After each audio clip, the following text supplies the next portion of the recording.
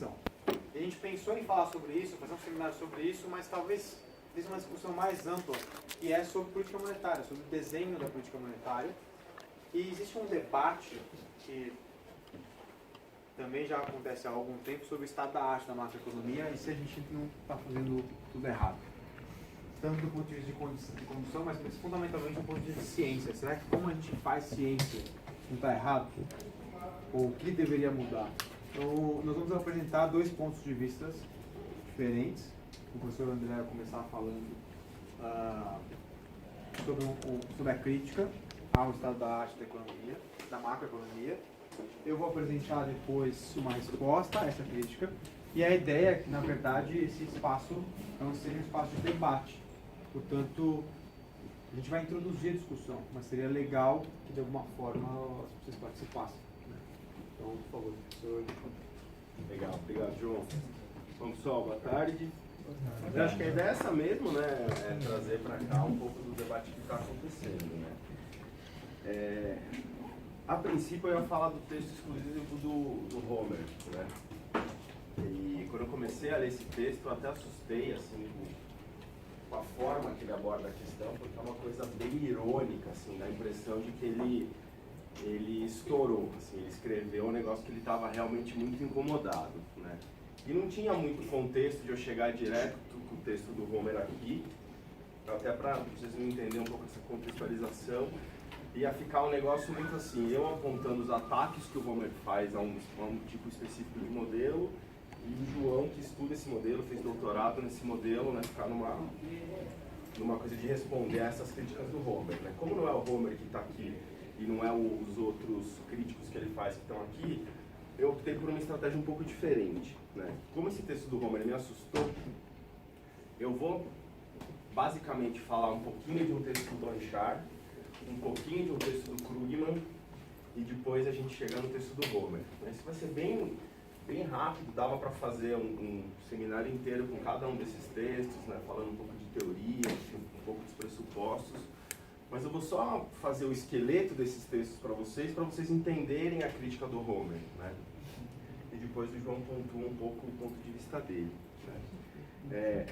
No texto do Krugman, é um texto que está naquela Oxford Review of Economics de 2018, que já falei para vocês algumas vezes. Basicamente, o título dessa revista é o que está errado com a macroeconomia, né? Ou existe alguma coisa errada, qualquer discussão sobre isso. E nessa revista tem 14 textos, né, onde cada autor aponta um ponto de vista sobre isso, né? Então tem o Stiglitz, tem o Krugman, tem o Blanchard, tem o Reis, que o João vai falar, tem diversos economistas muito importantes, pesquisadores de alto nível, discutindo se existe algum problema com a macroeconomia, né? No texto do Krugman, e por que essa discussão ganhou mais força? Isso ganhou muita força depois da crise de 2008. Né? Já comentei com vocês em aula. Olá, professor. Tudo bem? Imagina.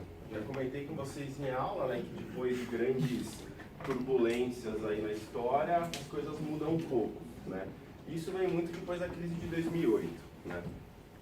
Então, o Krugman começa o texto dele falando assim, bom, depois da crise de 2008, isso significa que a nossa teoria não funciona mais, né? Isso significa que a teoria macroeconômica tem que ser redesenhada, como foi feita pelo Keynes depois da crise de 29?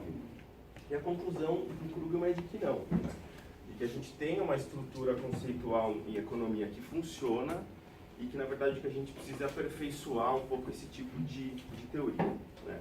Ele até começa o texto dele perguntando assim, né? Bom, qual que seria o modo default de pensamento dos economistas que estudaram no MIT ou em Harvard nos anos 70? Como que você pensaria a crise de 2008, ou mais importante, que políticas públicas, né, principalmente política monetária ou política fiscal, que o governo Obama deveria adotar, tendo esse modelo na cabeça? Né? Ele fala, bom, isso é basicamente a síntese neoclássica, modelo ISLM na versão do Hicks. Né? É isso que esses economistas tinham na cabeça. Né? Isso funcionava. Né? Se você pensar, grosso modo, como foi a recuperação da economia americana depois de 2008, com um ferramental de SLM você consegue entender. Né? Você está numa armadilha da liquidez, taxas de juros muito baixas, sua capacidade de funcionamento da política monetária vai ser muito pequena, basicamente o que você vai fazer é uma política fiscal ultra expansionista, né, de formas específicas ali, mas para tirar a economia desse atoleiro, né. Mas o Krugman fala assim, bom, mas o que a gente pode fazer para melhorar esse tipo de modelo, né? Ele fala, olha, uma coisa que a gente tem que entender a economia ela tem diversas linhas de pesquisa, né? Não é só macroeconomia, não é só micro, você tem diversas linhas aí de pesquisa. Ele fala, bom, uma primeira coisa que a gente tem que aprender com o modelo, com a crise de 2008, é que a gente pode incorporar diversos outros ramos de pesquisa dentro dos nossos modelos macro, né? Ele fala muito claro que foi necessário ou é necessário compreender uma melhor modelagem do funcionamento do sistema financeiro, né? Ele fala muito no artigo dele, ele fala assim, bom, a gente achava que o sistema bancário funcionava de uma forma, na verdade a gente descobriu depois da crise que você tem diversas outras variáveis que estavam disponíveis para análise, mas que a gente simplesmente não olhou, né? E ele fala muito dos shadow banks, né? Então, se a gente tivesse prestado mais atenção nesse tipo de variável, a gente conseguiria não necessariamente prever a crise, mas entender que a situação era muito mais frágil do que a gente imaginava, né? Ele defende que colocar algumas descobertas da economia comportamental dentro desse tipo de modelagem macro também ajuda muito a gente a entender melhor um pouco essa economia, né? Ele fala assim, né, porque, então, por que a gente não conseguiu prever? Se a nossa teoria macro funciona, né, estruturalmente ela funciona, né, se a gente, pensando como modelo SLM, a gente entendeu, ou conseguiria entender como rebater isso, qual que foi o problema? Né? Por que essa crise aconteceu e os economistas não conseguiram perceber? Aí vai para uma discussão de que, bom, o exercício de previsão é um exercício muito ingrato, é muito complicado você acertar esse tipo de questão. Ele fala assim, até os economistas mais heterodoxos, né, que criticam o sistema capitalista como um sistema que não necessariamente é a melhor forma de coordenação da produção e de expectativas, eles também não apontaram para a crise de 2007 e 2008. Eles ganharam um poder de crítica maior depois dessa crise, mas eles não foram capazes de apontar que isso estava acontecendo, né, ou que isso aconteceria. Na verdade, poucos economistas conseguiram fazer isso, né. E ele foca muito nisso, né? As perguntas fundamentais. A falha na previsão, né, da percepção de que essa crise aconteceria, é uma falha da teoria econômica? Não, não é, né? A resposta é que é difícil você prever essas crises, como foi difícil você prever a crise asiática, como foi difícil você prever diversas outras crises que aconteceram, né? E a segunda pergunta, a gente precisa de um novo referencial teórico para isso? Do ponto de vista do Krugman, não, né? A teoria que a gente tem, ela funciona, ela precisa ser melhorada, e esse é o ponto fundamental dele, né? Então, basicamente, o caminho para a pesquisa seria você melhorar as respostas que os modelos que a gente tem à disposição, conseguir incrementos na margem desses modelos, flexibilizando alguns pressupostos, algumas hipóteses, né? Então, adicionar informação assimétrica dentro desses modelos, né? Colocar flexibilização de preços, não partir do preço, abandonar um pouco esse entendimento de que os preços são 100% flexíveis e incorporar um pouco da rigidez que alguns modelos já fazem, introduzir a ideia de competição imperfeita nos mercados, e com isso a gente conseguiria melhorar a nossa capacidade de desenvolvimento do modelo macro. E mesmo nesse contexto de que a teoria macroeconômica funciona, as discussões acontecem, né? O Krugman, por exemplo, foi um grande crítico de um começo de uma política de austeridade no governo americano, porque ele achou que a gente tinha que manter déficits do governo como política fiscal para que a economia se recuperasse de uma forma mais forte, né? E quando ele compara essa relação com a crise de 29, ele fala, bom, a gente aprendeu, né? A prova de que a gente aprendeu é que a recuperação da economia americana foi relativamente forte, e a gente tem mecanismos e instrumentos para conseguir fazer isso acontecer, né? Então esse é o ponto de vista do Keynes, né? A crise de 2008 não representa uma nulidade da política macro. Nessa mesma revista, o Blanchard também vem com um ponto de vista interessante, né? Ele começa falando assim, bom, de onde surgem as críticas à macroeconomia, né? Ou por que a macroeconomia não funciona, né? Depois da crise de 2008, né? Numa crise desse tamanho, como se os economistas não conseguiram enxergar. E ele vai, aí a gente começa a chegar um pouco na parte que o João vai tratar, que é os modelos que a gente chama de DSGE. Né?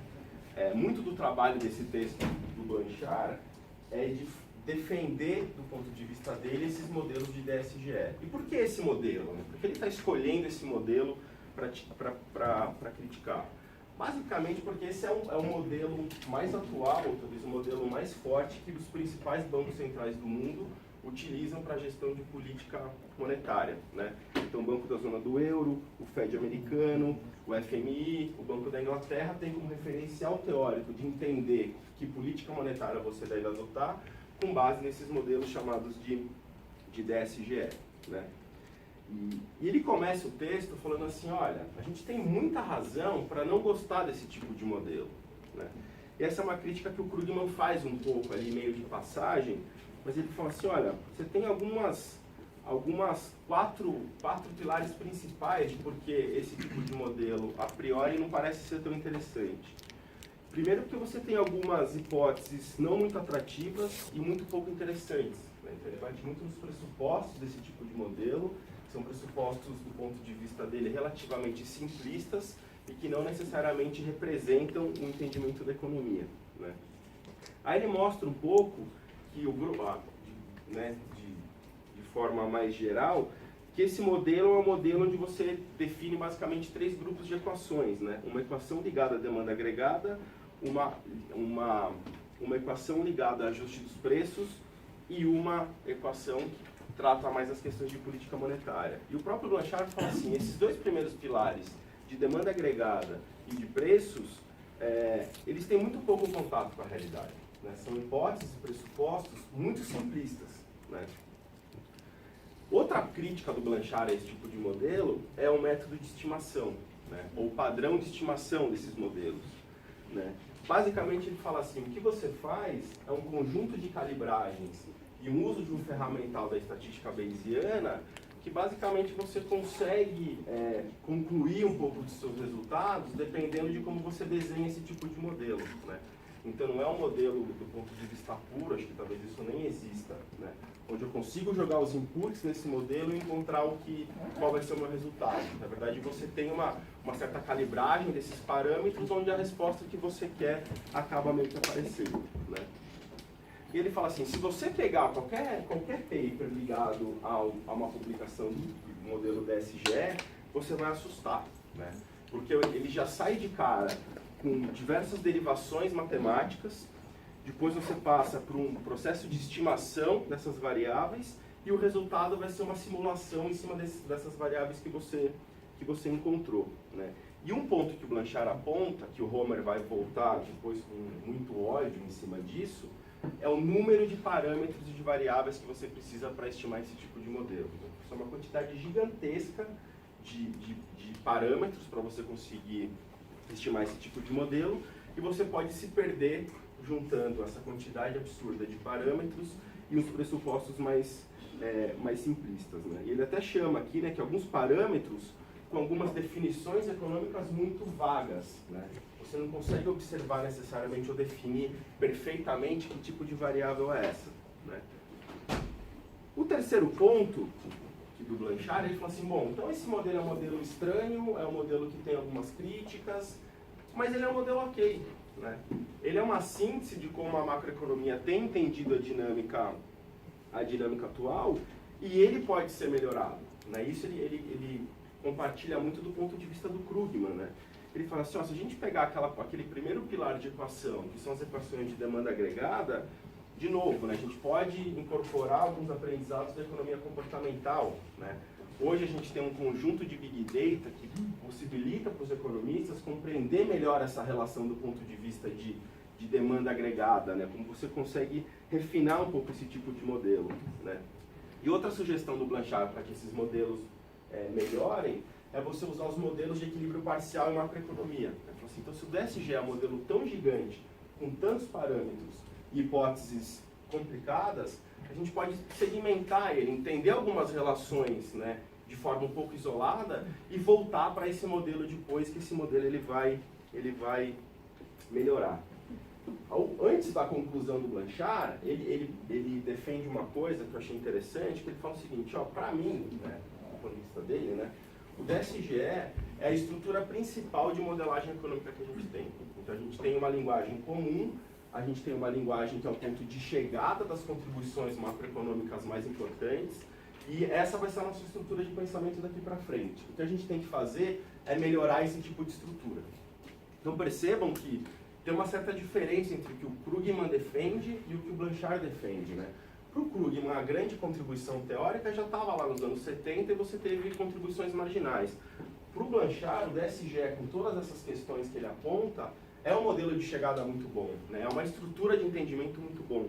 E ele fala, e é natural que quando você pega um paper desse tipo de trabalho, o cara já sai direto das relações matemáticas, porque é uma forma que todos os economistas vão entender e estão todos compreendendo o que esse modelo quer fazer, né? E para o Blanchard, né, se a questão do Krugman é que você consegue melhorar esses modelos agregando outras áreas da economia, para o Blanchard ele fala assim, olha, eu só acho que a gente tem que dividir esse grupo de modelos com alguns propósitos diferentes, né? Então eu posso ter um modelo onde eu quero entender as relações teóricas econômicas, esse é o meu ponto. Só que se eu defender esse tipo de modelo, eu não posso usar esse mesmo modelo para desenhar política monetária e política fiscal, né? Para esse tipo de função, para esse tipo de propósito, esses modelos têm que ser ajustados.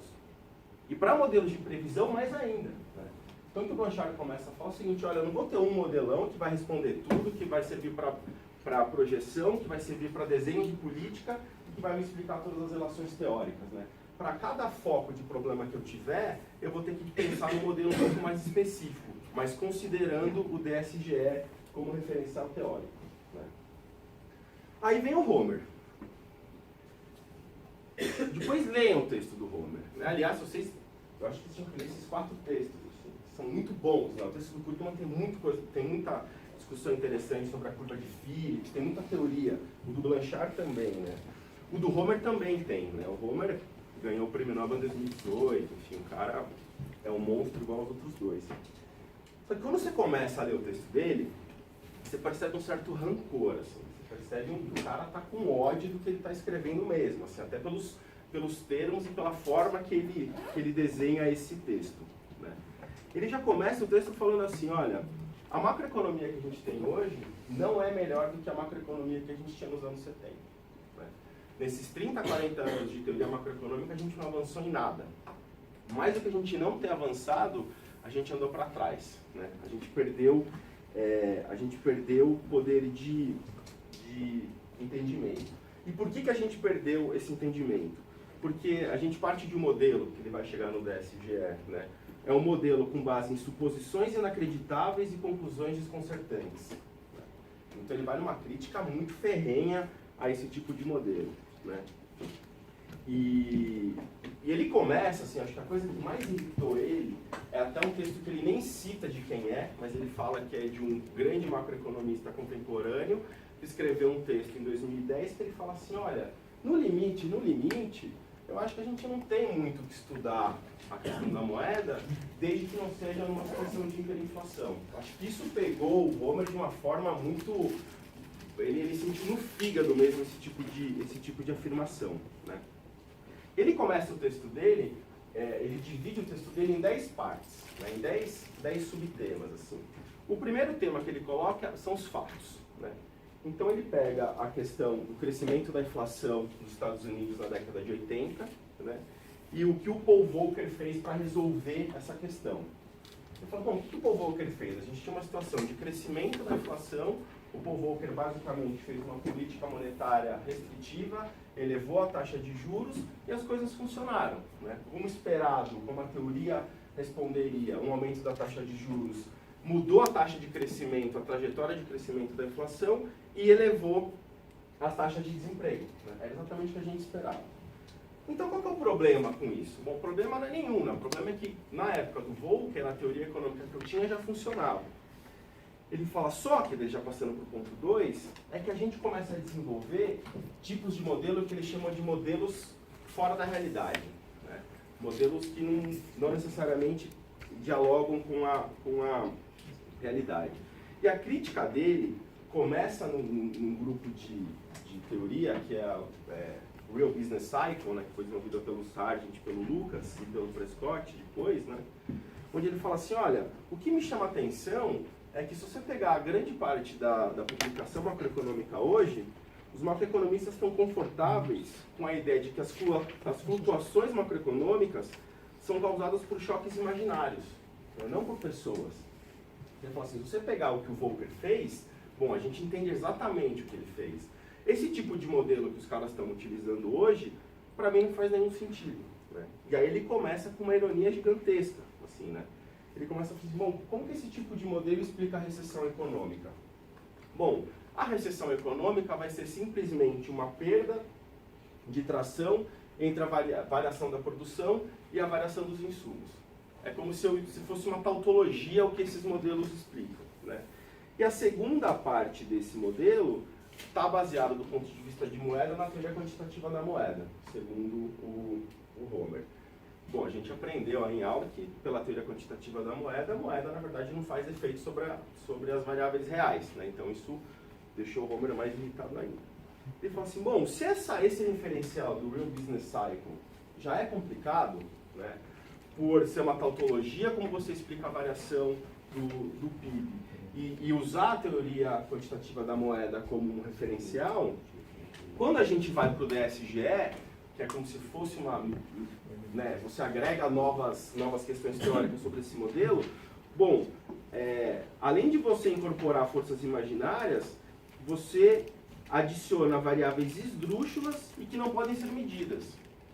Então, assim, ele vai numa crítica muito ferrenha a esse tipo de modelo, né? Ele fica todo o item 3 mostrando porque ele acha que essas variáveis são esdrúxulas, porque esses pressupostos são esdrúxulos, e no texto ele coloca assim, tem uma variável aqui que eles chamam de tal nome, que eu vou chamar de variável Gremlin. Tem uma outra variável aqui que eu vou chamar de troll. Então assim, ele vai nomeando isso como que tirando sarro um pouco dessa formatação dos DSGS, né? E depois ele falou assim, mas eu vou mostrar para vocês como esses modelos são construídos. Essa é a parte 4. Né? Então ele tenta refazer um pouco desse tipo de modelo, onde ele começa a falar assim, olha, eu tenho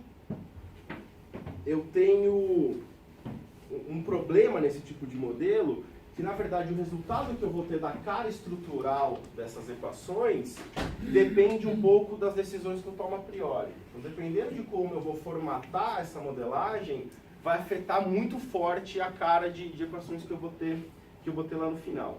Ele fala assim, quando eu pego esse referencial do ponto de vista dele frágil e adiciono as expectativas, bom, aí virou um negócio que não fala nada com nada, né? Isso do ponto de vista do Homer. Um ponto dele que ele ataca bastante, que o Blanchard fala um pouco de passagem, o Krugman fala também, é a dificuldade de identidade desses modelos. Se você pensa num modelo com equações simultâneas, dependendo do número de variáveis que você vai ter, né, o número de seus parâmetros vai ser esse número de variáveis ao quadrado. Então você vai ter uma construção onde eu tenho, no exemplo que ele dá aqui, 7 variáveis, 7 equações e 49 parâmetros de estimação. Assim, isso é muito complicado de você tratar querendo entender o funcionamento de uma economia real. Né? E ele fica o texto inteiro batendo que esse tipo de modelo é um modelo fora da realidade. Ele faz um paralelo um pouco na teoria da física entre a física tradicional e a física da teoria das cordas. Ele começa a falar assim, olha, na física tradicional você tem questões a serem respondidas que tratam da questão principal da física, né? Enquanto que a teoria das cordas é uma teoria de autorreferência, né?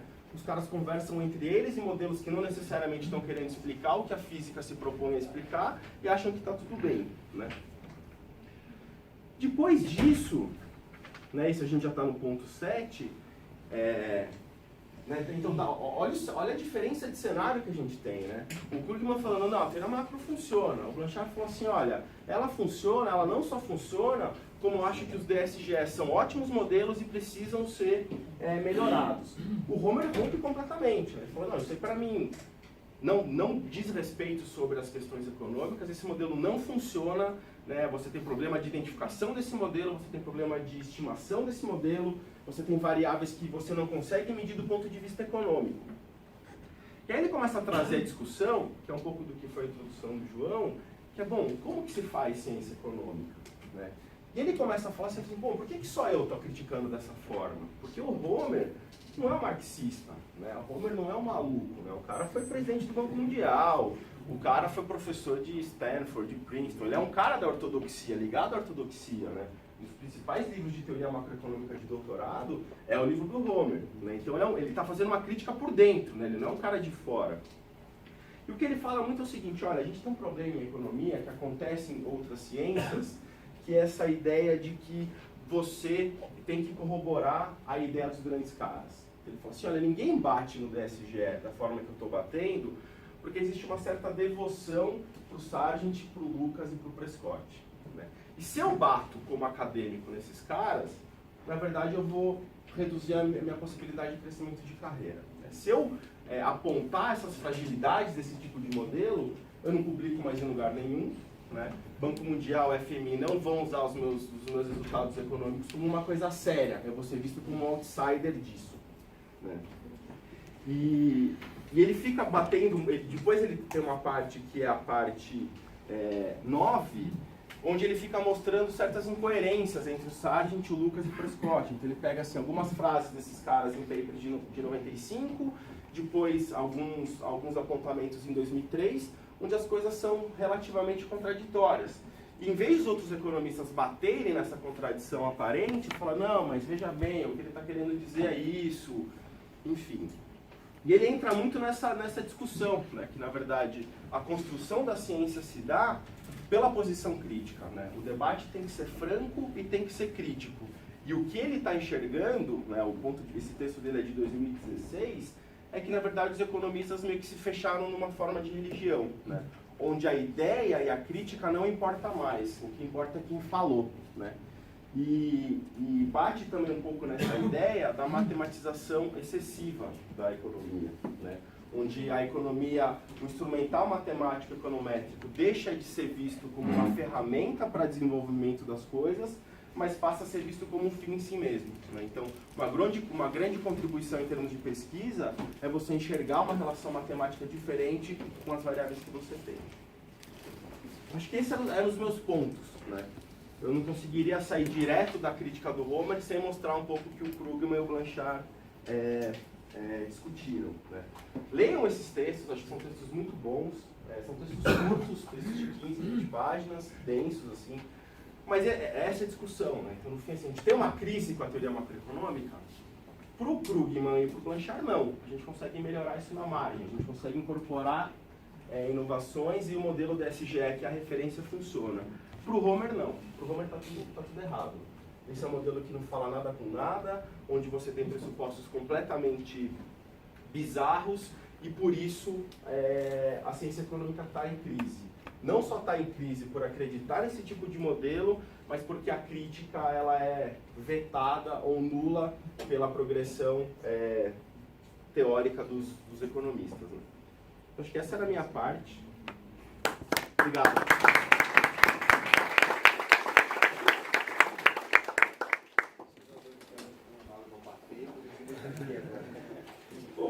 Como que é nova?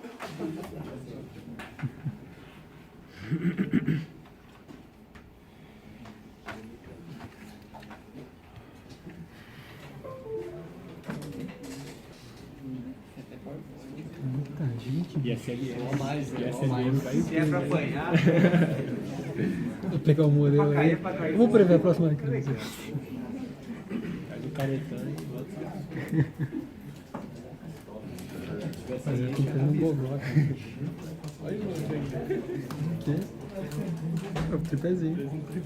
Mas é claro, tem que gravar isso daí, cara. Se eu comprar lá agora, rapidão na Paulista. Não, já tinha. Já tinha. Hã? Pegou o metrô.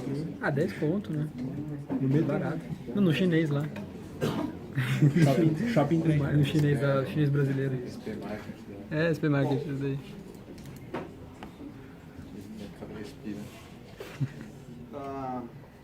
dando sequência no nosso seminário, acho que o André colocou muito bem quais são as críticas ao tipo de modelo que é feito no que é chamado estado da arte da economia.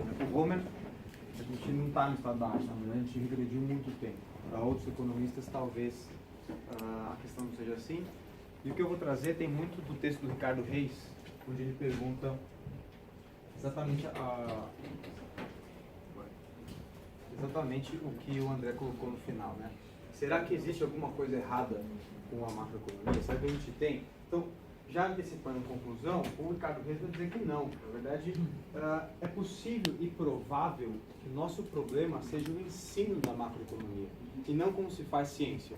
Embora o Ricardo Reis coloque, olha, é bem provável que eu não seja a melhor pessoa para argumentar, porque eu não estudo como se faz economia, do ponto de vista de estudar os economistas, o que eu estudo são problemas. Mas ele coloca de uma maneira interessante que eu acho que é importante e, no fundo, o que está errado com a macroeconomia? Tudo. Porque se não tivesse, por que um pesquisador ia sair de casa para resolver problemas? Tudo está errado. A questão é, o fato de tudo estar errado não invalida todo o conhecimento que foi adquirido. O Ricardo Reis coloca assim, e eu venho defender exatamente esse ponto. É bem provável que não. Eu não compro essa ideia de que a gente tem um problema com a macroeconomia, por vários motivos. Então, como é que o Ricardo Reis vai falar, vai argumentar? Eu faço sobre o tipo de pesquisa que é feita, a performance da política macroeconômica. A gente faz previsão e nossas previsões são ruins. Isso é verdade. Mas e o resto? A gente é tão pior do que os outros assim? Será que previsão na economia é tão pior do que na medicina, por exemplo? Ele vai falar sobre isso. E vai finalizar com... Será que o nosso problema, na verdade, é como a gente ensina a macroeconomia nos cursos de pós-graduação? Talvez o problema seja esse. Duas curiosidades, né? A primeira, na minha defesa de doutorado, são três... Então, muita gente está lá para criticar seu trabalho, né? No último professor que foi expor, foi aliás uma contribuição maravilhosa, quer dizer, eu não conhecia nenhum dos professores que estava lá. São 3 capítulos, cada um arguiu um capítulo comigo. O terceiro o professor não sabia, os outros arguentes já eram da faculdade, então eu conhecia. No último, ele começou falando justamente que não acreditava em DSGE. E a minha tese é basicamente uma tese utilizando DSGS, e eu pensei, como meu orientador chama alguém que não acredita em nada do que eu fiz? Vou ser reprovado. Não fui reprovado, graças a Deus ele tinha muito interesse sobre a economia brasileira. Meu último paper é sobre a economia brasileira, a gente ficou discutindo a economia brasileira. E a outra curiosidade sobre isso é que eu li esse texto do Ricardo Reis, concordei tanto com ele que eu mandei um e-mail para o Ricardo Reis. É verdade, falando para ele, olha, eu gostei muito do seu texto e eu concordo que a gente precisa, na verdade, mudar o ensino da macroeconomia na pós-graduação. Em vez de usar modelos, que aliás, só um outro parênteses, foi uma inspiração do professor Pedro, que está ali no fundo, com quem eu estava conversando, ele falou, por que você não manda e-mail para ele? Eu falei, vou mandar um e-mail para ele. E ele falou, e eu falei, olha,